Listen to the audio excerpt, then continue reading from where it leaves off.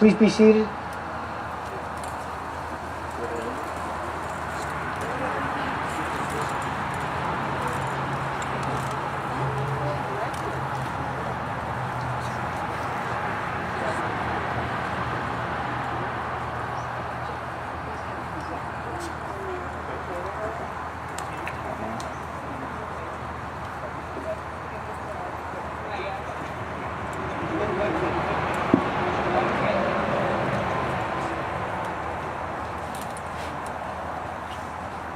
Family and friends, we are gathered at this time to witness the celebration of two separate lives.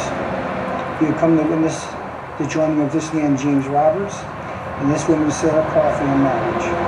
To be with them and rejoice with them in the making of this important and everlasting commitment. The essence of this commitment is the taking of another person in this entity as lover, companion, and friend. It is, therefore, a decision which is not to be entered into lightly, but rather undertaken with great consideration and respect for both the other person and for oneself. Love of another is one of the highest experiences that we human beings can have, and it can add depth and meaning to our lives. Married love is one of life's greatest joys, and when combined with the genuine giving and sharing, each is infinitely enhanced. The day-to-day companionship, the joy of doing things together, or the delight of becoming experiences of three sons separately, is a continuous and central part of what a man and a woman who love each other can share. At this time, Katie Pulsifer will now do a reading.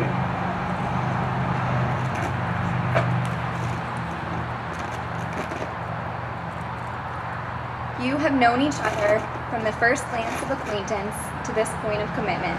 At some point, you decided to marry.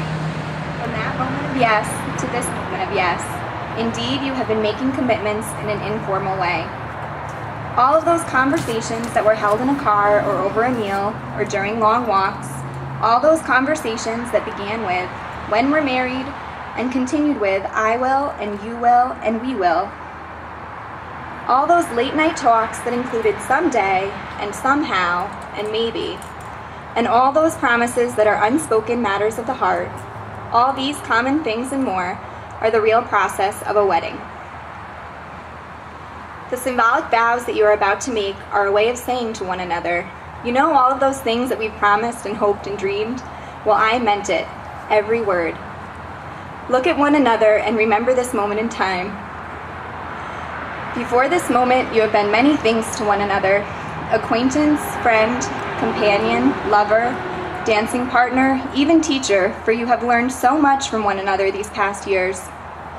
Shortly you shall say a few words that will take you across a threshold of life, and things between you will never quite be the same.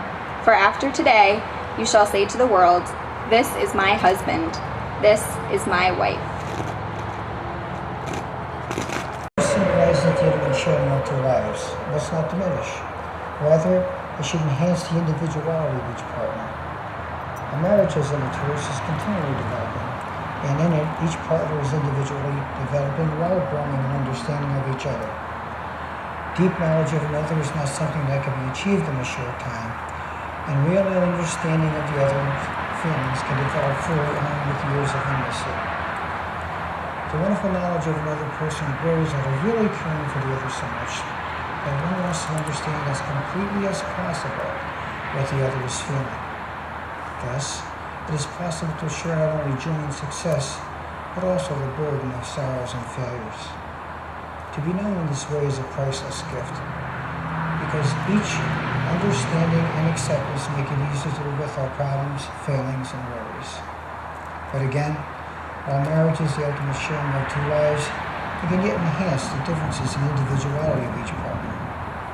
We give ourselves in love, but we do not give ourselves away. We do not destroy our individuality, that which brought us together initially. A good and balanced relationship is one in which neither person is overpowered or absorbed by the other. Thus, it is out of the tension between separateness and the union of love, whose incredible strength is matched only by its incredible delicacy, is born and reborn. We are here today then to celebrate the love which Sarah and James have for each other and to recognize, to witness, their decision to take each other totally and permanently. And to this bond of marriage, these two people now permanently united.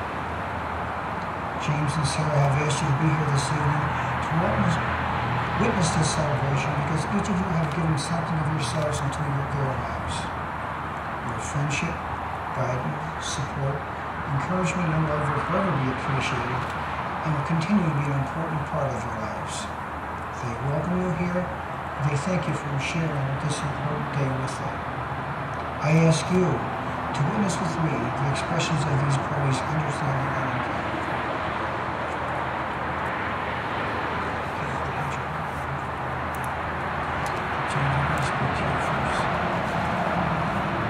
Do you, James, take this woman as your wife, to love, honor, and cherish her, keeping yourself orient to her for as long as you both shall live? I do. Okay.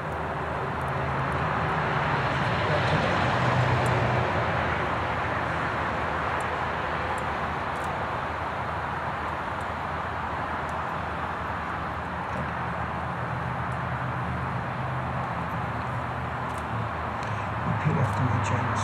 With this ring, With this ring, I thee wed, I thee wed and pledge thee and pledge thee my enduring love. my enduring love.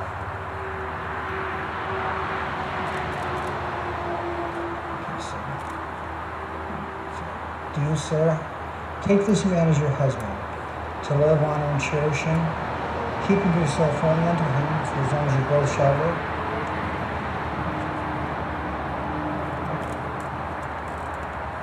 Repeat after me. With this ring, With this ring, I thee wed, I thee wed, and pledge thee and pledge thee my enduring love. my enduring love. James and Sarah have now solemnly declared to each other and to these witnesses their intention to take each other as husband and wife, and having pledged to each other by the authority vested in me pursuant to the laws of the state of New York, I do now declare they are husband and wife. James, you may kiss your bride.